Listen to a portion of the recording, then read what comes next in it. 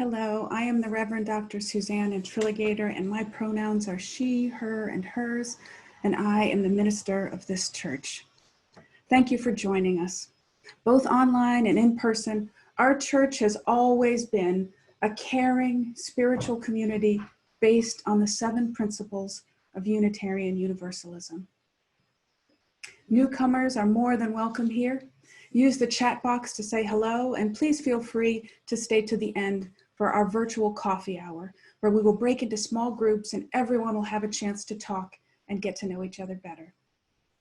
To learn more about our church, please feel free to explore our website at melroseuu.org. And if you find the service inspiring, you can donate there too. If your donation is part of your annual pledge, please be sure to use PayPal's note area to write in the word pledge. Other donations outside of the church's pledge campaign are always shared with a local charity. This month, half of our collection plate will go to Cradles to Crayons, which helps children in need. Just a quick reminder that this coming Tuesday at 7 p.m., our church will host its first ever online annual meeting when we will elect our officers and pass the budget, God willing. To prepare for that, our annual report was sent out via email on Friday. That email also contains the link to the meeting itself. I hope to see you all there. Today's service helpers are tech host Dan Griscom, who will be sharing videos and managing Zoom, and Michelle Aldrich, our chat room host, plus all the people who will host the chat rooms later on. Thank you all for pitching in. As I said a minute ago, our service today is titled, Bless This Threshold. In the month of May, as many folks are graduating and moving forward, albeit in a somewhat different way, perhaps, than they had anticipated, we are exploring the worship theme of threshold. It's about those times when we are looking out across the doorway and contemplating stepping out into new life transitions. In conversation with that main theme, our sacred word for May is blessing. In religious traditions around the world, as people set off on new adventures, as they cross the threshold into new travels, they are giving blessings for the journey. For example, there's the Irish blessing, may the road rise up to meet you. And in Judaism, faithful people bless the doorways themselves. They post mezuzahs, which are decorated holders for small scrolls of parchment that contain verses of the Torah. You touch them when crossing the threshold to bless your coming and going. And now, to bless the threshold of our worship service, I invite you to bless one another with a greeting this morning. Please scroll through all those screens in front of you and wave to all the lovely people. Send them your greetings and your virtual hugs. Good morning. So good to see all your smiling faces. Thank you for joining us this morning. Now, to open our gathering this morning, I have a beautiful piece of music to share with you, which was gathered from UUs across the country who are working on our national voting rights campaign called UU the Vote. Our own Mary Delahanty attended a national UU the Vote webinar this past week, and she shared tips about how you can get involved with it from home in the weekly newsletter. Listen now as a virtual UU choir sings, "It is time now, and what a time to be alive. In this great turning, we shall learn to lead in love." Dan, please share the video.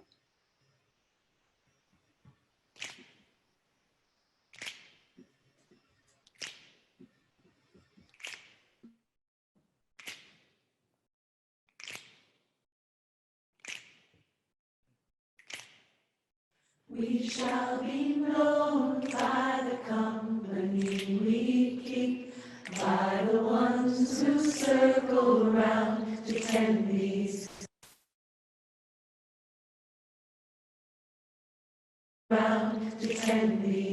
vibes. We shall be known by the ones who sow and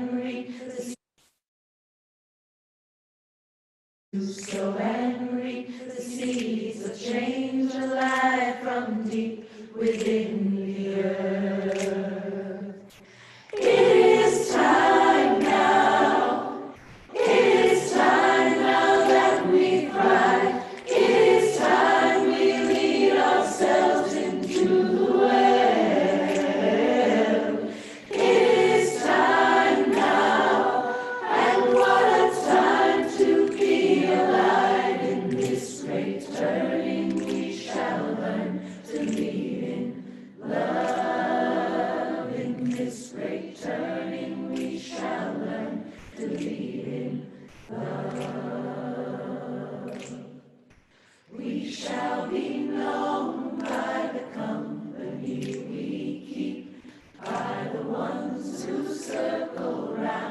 to tend these lives.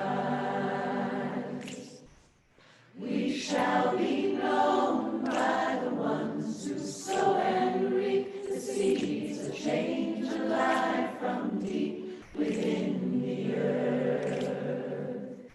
It is time now. It is time now that we thrive. It is time we lead ourselves into the well. It is time now, and what a time to be alive. In this great turning we shall learn to lead in love. In this great turning we shall learn to lead in love. In this great turning we shall learn to lead in love. In this great turning we shall learn to lead in love.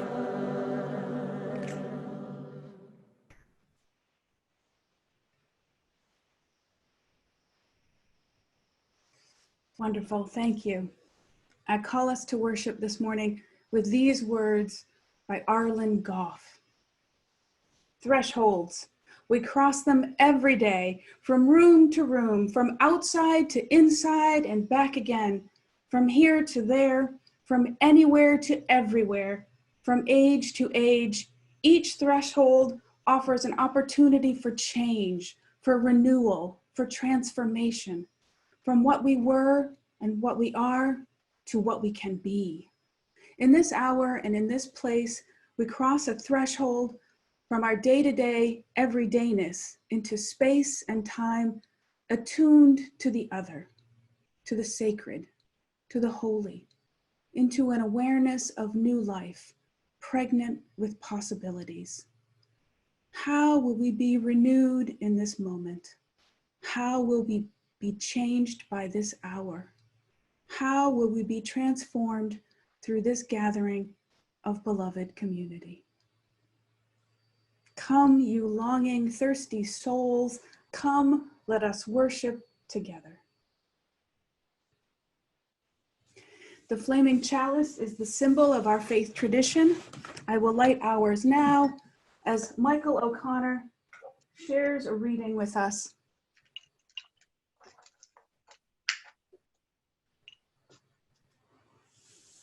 The chalice reading this morning is Thresholds by Reverend L.A. McCrae.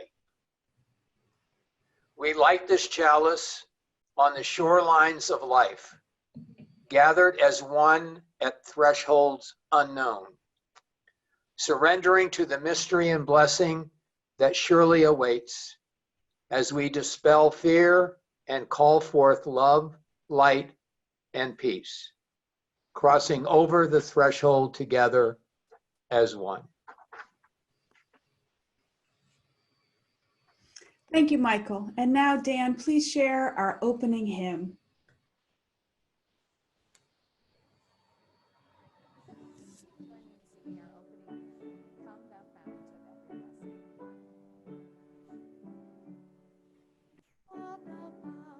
of Every Blessing.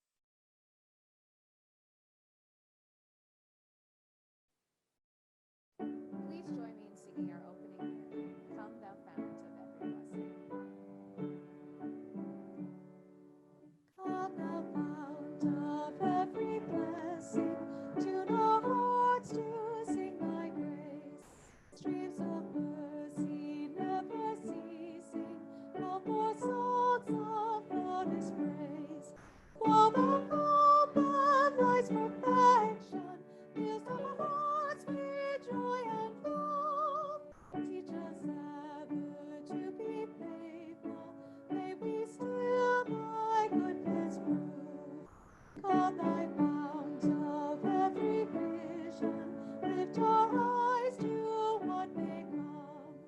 See the lion and the young lamb dwell together in thy home.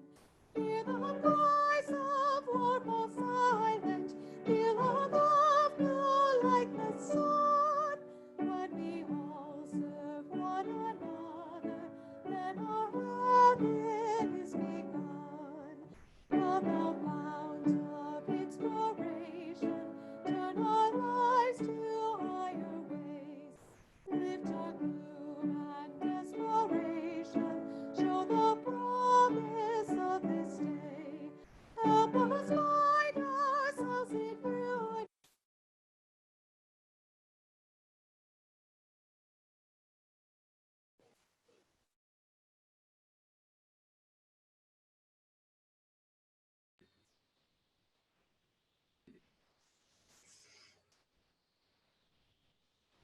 Hello. Let us move now. I'm not sure what Dan is sharing, if he's sharing the covenant. And desperation, show the promise of this day. Help us find ourselves in union. Help our hearts tell of above. With thine aid, O fount of justice, earthly fair as heaven above.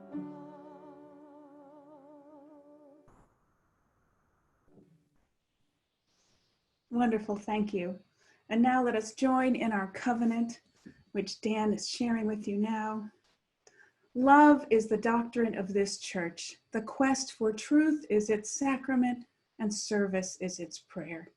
To dwell together in peace, to seek knowledge in freedom, to serve humankind in fellowship to the end, that all souls shall grow into harmony with the divine. This is our great covenant, one with another and with our God. Amen.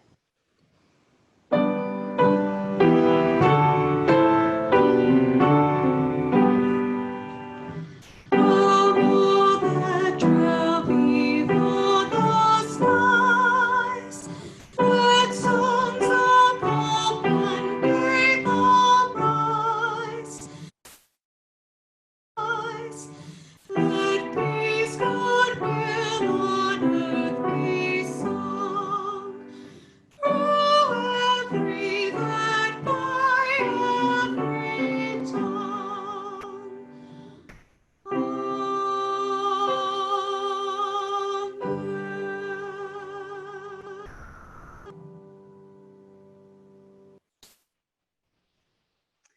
I might mention this morning that I woke up to lots of posts on Facebook about ministers all over the country saying that Zoom was not working very well this morning. So I think we're getting lucky. We're having a little bit of glitches here and there, but it's working, and we give thanks for that. I'm glad that we can be together. So now it's time for our story for all ages. Today's tale is about how, even in hard times when we think we don't have much to share, we can still bless one another and make a difference. Please gather around your screen now for a message from our Director of Religious Education, Katie Kmeyer. Dan, please share Katie's story.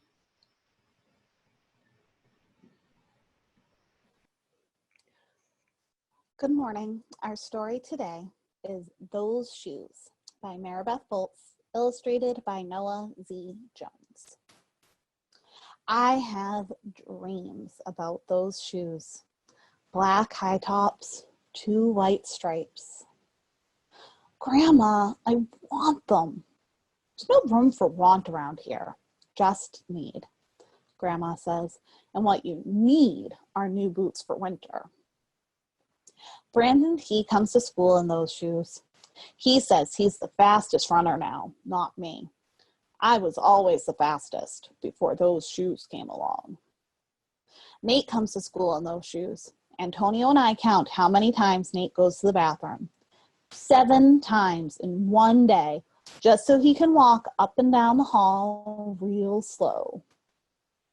Next, Alan Jacoby and Terrence each get a pair. Then one day, in the middle of kickball, one of my shoes comes apart. Looks like you could use a new pair, Jeremy, Mr. Alfrey, the guidance counselor, says. He brings out a box of shoes and other stuff he has for kids who need things. He helps me find the only shoes that are my size. Velcro. Like the ones my little cousin Marshall wears.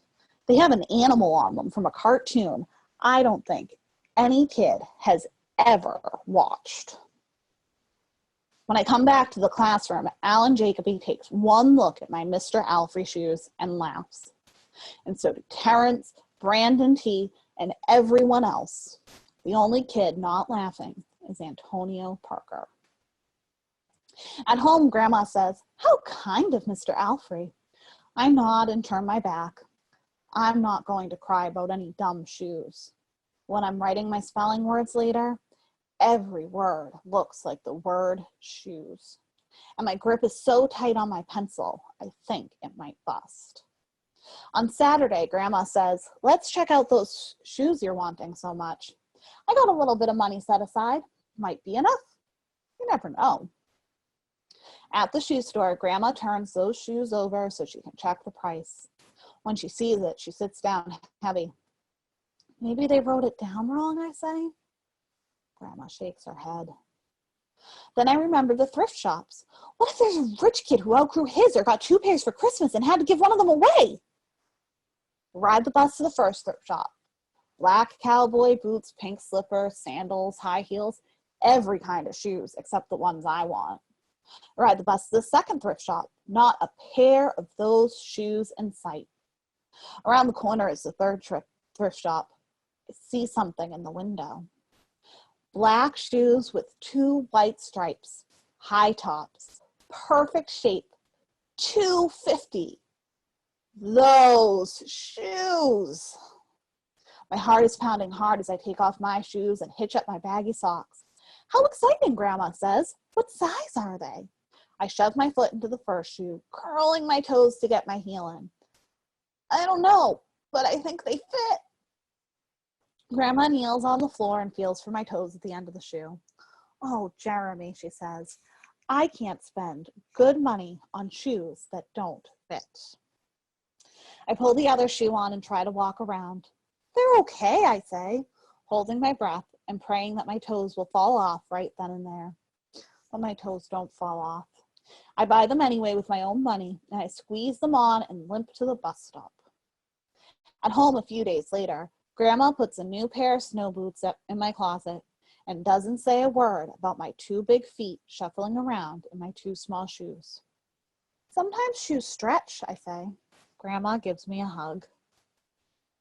I check every day, but those shoes don't stretch. I have to wear my Mr. Alfrey's to school instead. One day during math, I glance at Antonio's shoes. One of them is taped up, and his feet look smaller than mine. After school, I head to the park to think. Antonio was there, the only kid who didn't laugh at my Mr. Alfrey shoes. We shoot basket. A loose piece of tape on Antonio's shoes smacks the concrete every time he jumps. I think, I'm not going to do it. We leap off the swings. I'm not going to do it. We race from one end of the playground to the other. I'm not going to do it, I say. Do what? Antonio says, breathing hard. Grandma calls me for supper and invites Antonio over too. After supper, he spies my shoes. How come you don't wear them? Antonio asks. I shrug. My hands are sweaty. I can feel him wishing those shoes were his. That night, I am awake for a long time thinking about Antonio. When morning comes, I try on my shoes one last time. Before I can change my mind, the shoes are in my coat. Snow is beginning to fall as I run across the street to Antonio's apartment. I put the shoes in front of his door, push the doorbell, and run. At school, Antonio is smiling big in his brand new shoes. I feel happy when I look at his face. Mad when I look at my Mr. Alfrey shoes. But later, when it's time for recess, something happens. Everywhere there's snow. Leave your shoes in the hall and change into your boots, the teacher announces. Leave your shoes in the hall. It's then I remember what I have in my backpack. New boots, new black boots that no kid has ever worn before. Standing in line to go to recess, Antonio leans forward and says, "Thanks." I smile and give him a nudge. Let's race.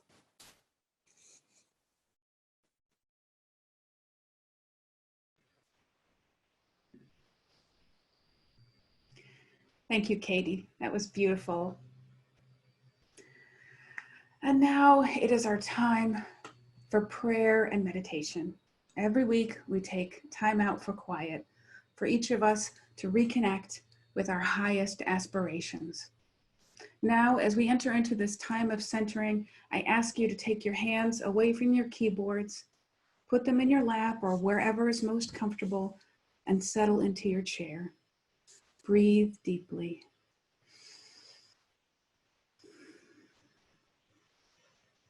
We start this time with our centering song, which is related to our theme of thresholds. After that, we sit together in silence for a few moments,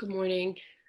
We first have a candle from Florence, a candle of concern for Victoria's teacher, Ms. De Gregorio, who is dealing with a serious illness. Next, from Dan G, we have a candle of gratitude, grateful for all the times James has run the Zoom service. From Dan F, a candle of concern, not sure how long my current job will last, but also a candle of joy. I found a career coach that should help me move on. From Aaron, a candle of joy. My dad returned home yesterday after a month in the hospital and rehab. From Liz, an amazing candle of joy. My 87-year-old mother beat COVID. She is being released from rehab tomorrow. From Laura and Allison, a candle of joy that this afternoon we are going to do a social distancing visit with mom/grandma. From Joyce, a candle of sorrow for our friend Wayne, who passed away this week. May his family find peace. From Cheryl, a candle of joy for Lily and Anna, who celebrated their 12th birthday this week. They loved the parade and all the cards. From James, a candle of joy. Today, my tough students are all graduating, and this afternoon I am hosting a virtual graduation party. From Gail, a candle of concern. My cousin Katie's husband Andy died last week of COVID-19. From Donna, a candle of sorrow and love to my daughter and son-in-law's family as they inter their grandson's mother this week, who died in childbirth in February. From a friend, a candle of joy for a great nephew's first birthday. From Lindsay, Leo, who's 3, wants to share that his grandma makes him and he likes to hug her. We are lucky to have her at our house this whole time. From Chuck F for Nancy S, we have a candle for Nancy S, who passed away last month, a dear member of our BB estate, out loud, open mic, and a wonderful storyteller. And an update on Leo's candle. His grandma makes him happy. From Jenny, a candle of concern for my childhood best friend, Travis. He has had a stroke, potentially due to COVID, though we are not certain. He is recovering very well, but has a brain MRI scheduled for today. Travis is 39 years old. From Dave and Jeannie, we have a candle of joy. Julia had some good news this week and will move back into her apartment in July. And we have one more candle, of course, for all of the joys and sorrows that remain unspoken. And at the buzzer, we've got a candle from Lizzie, a candle of concern for my brother, who is back in the hospital with an infection. And also a candle of joy for my cousin's Zoom wedding today. Thank you, everyone.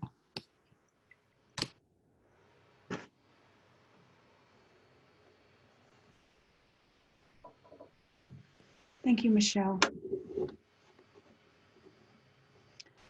So many candles today, so many joys and sorrows.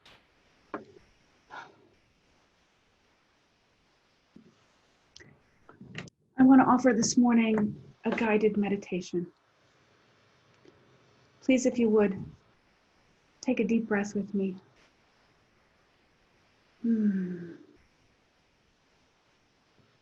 Take another and let it help you sink into your chair. Get comfortable. If you like, you can close your eyes and open your imagination. Bring into your mind now someone you love. Perhaps it's someone far away whom you miss, or someone nearby that you're worried about. Bring that person into focus. See them sitting in the room with you. See their face. And call up in your heart all of those things that you love most about that person. Let it rise in your mind. Call up all the ways that this person is gifted, talented, and helps the world. Feel how much you love them. Let your heart open. And imagine, if you like, that you touch that person now. Touch their hand or their shoulder, Even kiss them on the forehead. Bless them with your love. And remember now, maybe something that that person is struggling with, and send them a blessing for it. If that person is struggling with illness, say to them quietly, may you be blessed with good health. And then imagine that person strong and glowing. If that person is struggling with money, say to them, may you be blessed with prosperity. And imagine them happy and calm. Whatever the problem is, bless your loved one with the solution to it. Imagine them fulfilled and peaceful. Sit with them for a moment now and just feel their joy.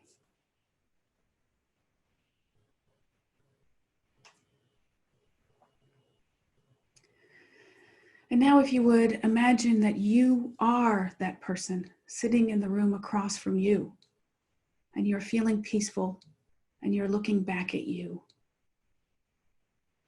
Open your heart and look at yourself with love, the way a loved one would. Call up all the ways that you are gifted and talented and help the world. Let your heart fill with love for that person, yourself. Speak a blessing for yourself. May you be blessed with health and peace and prosperity. Imagine yourself glowing and strong, happy and calm, fulfilled and peaceful.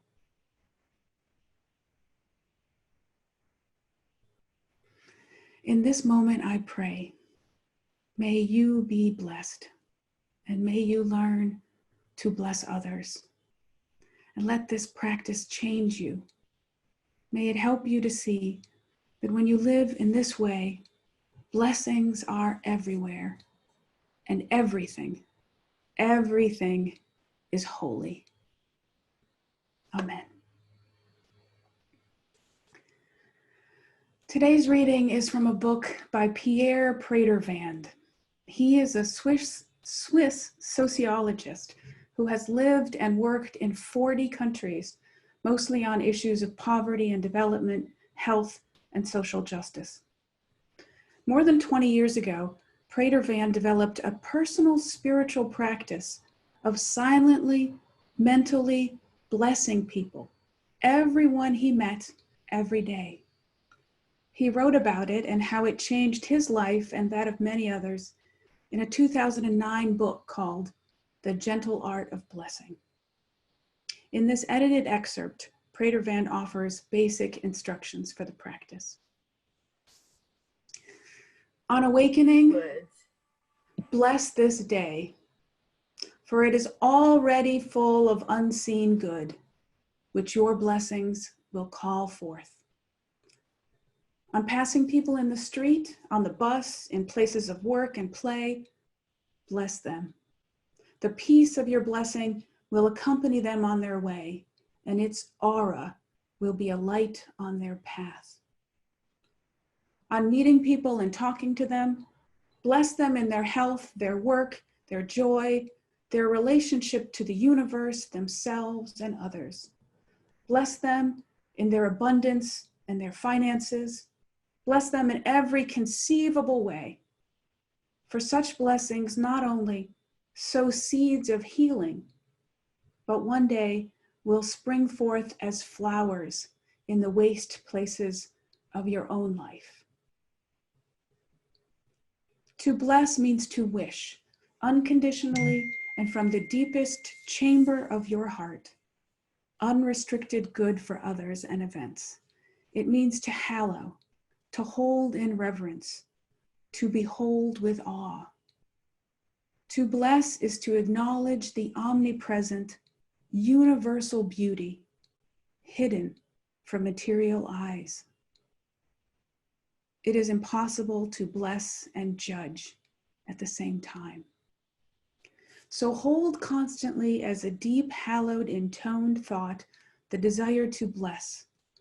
For truly then shall you become a peacemaker, and one day you shall behold everywhere the very face of God.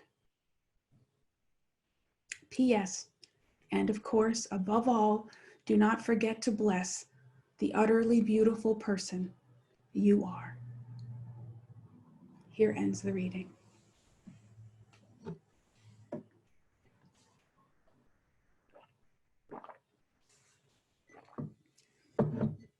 And maybe it's time to get my phone to stop dinging,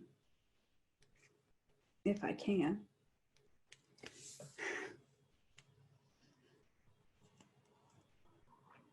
So I must admit to you, to begin my sermon, that when Katie and Tara and I were in a staff meeting last September, and I first read that May's theme was supposed to be thresholds, I think we all frowned. All three of us, I think, were underwhelmed and uninspired by the idea of thresholds. Thresholds, what did that even mean? I said out loud. I think maybe instead we should lean in to the sacred word that it's paired with, blessings. Katie nodded, but then she helped me out. She said, well, maybe they put thresholds in May because that's when college kids are graduating and when high school seniors are getting ready to graduate. And also at that point, we're all looking forward to summer, planning our camping trips and vacations. I mean, that's a kind of a threshold too. Now, 8 months later, the kids are graduating, sort of, and we're all looking out at a summer that's quite different than what we had imagined. When I was pondering this over the past week, it felt to me like we were now, metaphorically, standing on a threshold with this quarantine thing. For myself, at least, I came into this time thinking, how long can it last? A couple weeks? Maybe it'll blow over and soon enough we'll get back to normal. But for me, in the last week at least, a new reality has started to sink in. We are not getting back to normal anytime soon. We probably will not be gathering in our sanctuary in the fall, as I had hoped and prayed and looked forward to. And that's heavy and it's really sad. And it will take some time for us to process it and grieve it together. In fact, we're going to devote some time Tuesday in our annual meeting to be talking about how we'll be worshiping across the months to come. So I feel like, at least in this community, we're on this threshold, we're in a doorway, looking out into the future, into a lot of unknowns that are outside of our control. And that's scary. What can we do about that? Do you know where the word threshold comes from? My husband reminded me last week. Back in the days when people lived in simple cottages or huts, we had dirt floors. We lived 24/7 on the cold, hard ground. Then at some point, somebody got fancy and laid down hay for warmth on the floor. And you know, hay is also called thresh. And of course, every time you opened the door, some thresh would fall out. So you needed to have a little sill, a ledge to hold the thresh into your house. So another name for door sill is threshold. Can you imagine now if every doorway in our house had a little ledge on it? Do you understand how many times a day I would be tripping and falling over? I mean, all the time. So I can see why a tradition developed about carrying a bride over the threshold, especially if she's wearing a long dress. You don't want her to trip and fall. That would be an unlucky way to start a marriage. So a threshold is a moment to pause, to remind yourself about that little ledge in front of you. Some of us, when we get to a threshold, we want to run straight out, just leap in and get a move on so we can battle our anxiety by any activity whatsoever. But sometimes being in a threshold is a reminder to pause, to consider, to check in with your heart and your values about what is next. What is the right direction ahead? So let us, in this moment, pause at this threshold and look around. In addition to his etymology lesson, my husband did another brilliant thing last week. It was a big week for James. He made the family sit down and watch the movie, The Shawshank Redemption. Do you remember it? See, James loves movies, and during this long quarantine period, he's been trying really hard to find movies that we can watch together as a family. And one gold mine for that has been the movies of the 1980s and 90s, classics that we had loved, but that our kids have not seen yet. So I don't want to do any spoilers here, but you may remember that Shawshank is based on a novella by Stephen King, whose daughter, by the way, is a UU minister, so we can kind of claim him. The story centers on a fictional man named Andy Dufresne, who is played by Tim Robbins, who in the late 1940s is convicted of murder and sent away for life to the state penitentiary in Maine. Though the other lifers bet that Dufresne, a wealthy banker, will fold and break down in prison, he doesn't, surprising them all. Instead, even though he's looking at a seeming eternity in horrible conditions, Dufresne holds fast to something deep within, a place of calm and peace that can't be broken, no matter what.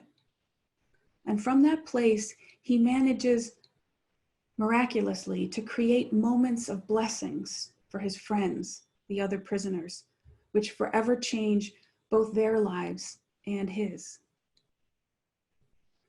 For example, in one small scene, the men are painting hot tar on a roof in the scorching sun. Hadley, the vicious captain of the guards, is bragging to his men that his uncle just left him $35,000. But he's angry that the IRS will take half of it. Dufresne has an idea and dares to step away from his work. He tells Hadley about a loophole that will thwart the tax man. He will help him do it, but he needs something in exchange.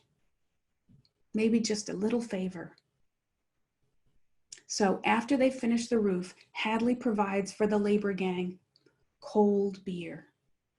And there's this beautiful moment in the film where the men up on the roof under the setting sun get to relax and drink, and as Andy says, feel just for a moment like free men. It wasn't until Friday, the day after we watched the movie, that I realized what a great example of blessing Andy Dufresne is. Because he protects his core humanity in prison against great odds, he is able from it to create blessings for others that then change the trajectory of the whole story. And when I saw that in some ways we're in a similar situation, looking out across the threshold at a bleaker future than we had wanted for ourselves. It's not life in prison, but it is a summer without camps and camping, without trips and parties and public pools and cookouts. And it's a fall with big question marks in it. And of course, we are standing on the threshold with the virus too. This coming week, we will likely hit the 100,000 mark. 100,000 American deaths in this pandemic. And there's no real signs of it slowing down. And yet some places are opening up again. And so the threat of a second wave rears up, and we worry and we grieve. Standing here looking out, so much seems scary and out of control. So what can we do? I say we pause and reflect, and then we do all we can to summon up our own inner Andy Dufresne. We have to protect that thing deep inside that makes us human and free. Whatever you call it, the soul, the spirit, the still small voice. Like Andy, we have to protect it from judgment, from hopelessness, from giving up. And we protect it and we keep it alive by keeping it active, by blessing the world, by blessing others, by blessing ourselves. Peter Mayer gives us a wonderful example of blessing the world in today's offertory music. He chooses consciously to switch his perspective from judgment to awe, he explains. When holy water was rare at best, it barely wet my fingertips. But now I have to hold my breath like I'm swimming in a sea of it. It used to be a world half there, heaven's second-rate hand-me-down. But I walk it with a reverent air, 'cause everything is holy now. And when it comes to blessing people, well, Pierre Pratervan has given us some pretty clear instructions. To bless means to wish, Pratervan says, unconditionally and from the deepest chamber of your heart, unrestricted good for others. It means to halo, to hold in reverence, to behold with awe. According to Pratervan, when we bless others, we call forth the divine that is within them, and that helps them to grow into their potential. And the more we do that for others, the more we grow toward our own innate potential. I myself have experienced this phenomenon. Years ago, I was having trouble with a certain person in my life. Whenever I saw her, she would deliver these insults wrapped up in compliments. So other people didn't quite hear them, but I found them devastating. A wise person in my life gave me this advice. Pray for her. For 2 weeks, pray every night that she gets all the prosperity and happiness that you want for yourself, and see what happens. Now, of course, I didn't want to do that. I didn't like her. I didn't really wish her prosperity and happiness. But I did it anyway. For 2 weeks. And when I saw the troublemaker again, she was totally different. Not a troublemaker. Because I was different. My whole attitude and bearing and presence around her was different. So the relationship was different, and it was far better. And it has been ever since. It's so much like that famous saying attributed to Kierkegaard. Prayer doesn't change things. Prayer changes people, and people change things. When you bless others, when you open up your own heart, you change your own behavior. You call forth the best in them, and in so doing, you call forth the best in yourself. The Irish poet, priest, and philosopher John O'Donohue wrote, "In the parched deserts of postmodernity, a blessing can be like the discovery of a fresh well." Let us begin now to learn to bless one another. Whenever you give a blessing returns to enfold you. Unquote. The times we live in are chaotic and frightening. On this threshold, we must become the ones we've been waiting for. We must become the ones who hold the peace in our families, who remember how to heal humanity, who send out blessings to the whole world. It is time now. In the words of the choral introit this morning, it is time now that we thrive. It is time we lead ourselves into the well.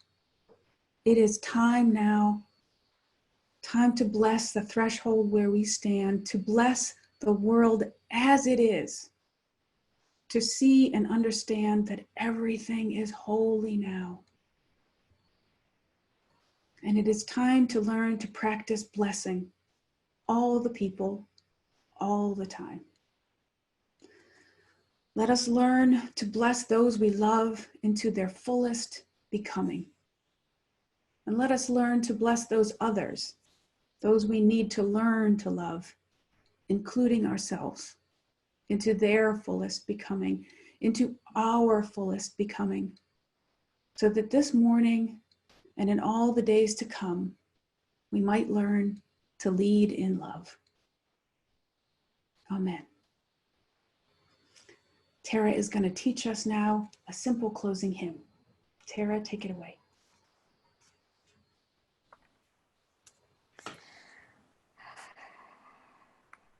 Our closing hymn this morning is a short chant by Beth Norton, who is the director of music of First Parish in Concord. I made a video for you all to sing with, and we'll do that in a minute, but I wanted to teach it to you first.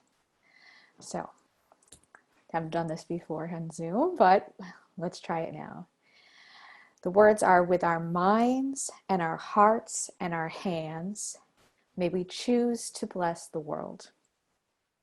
Repeat after me. With our minds and our hearts and our hands. Your turn.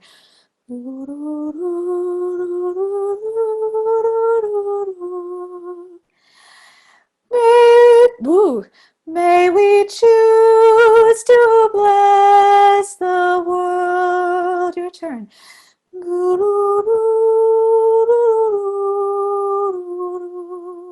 So the whole thing goes like this. With our minds and our hearts and our hands, may we choose to bless the world. One more time before we do the video. With our minds and our hearts and our hands, may we choose to bless the world. I'm sure it was beautiful. The video is a collaboration I made with music directors from all across the country. I hope you'll enjoy and sing along. With our minds and our hearts and our hands, may we choose to bless the world.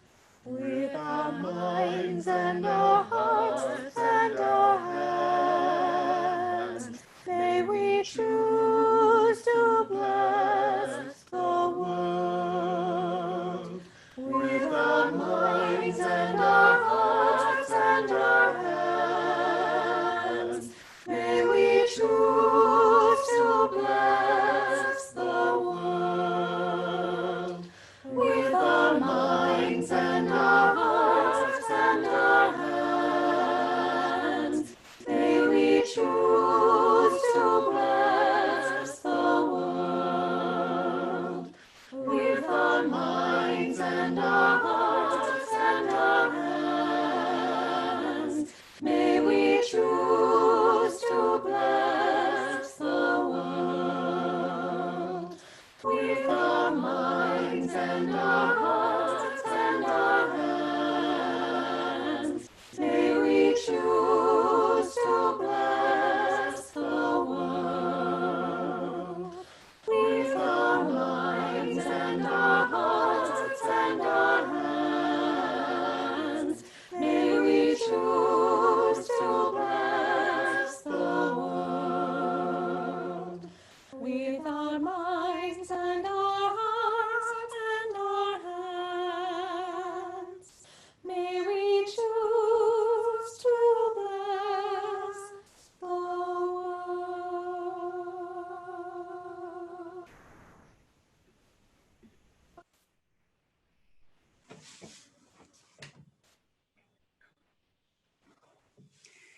It is time now, time we lead ourselves into the well. Oh, what a time to be alive in this great turning, to make this great turning turn. Let us learn to bless. Let us learn to lead in love. Amen.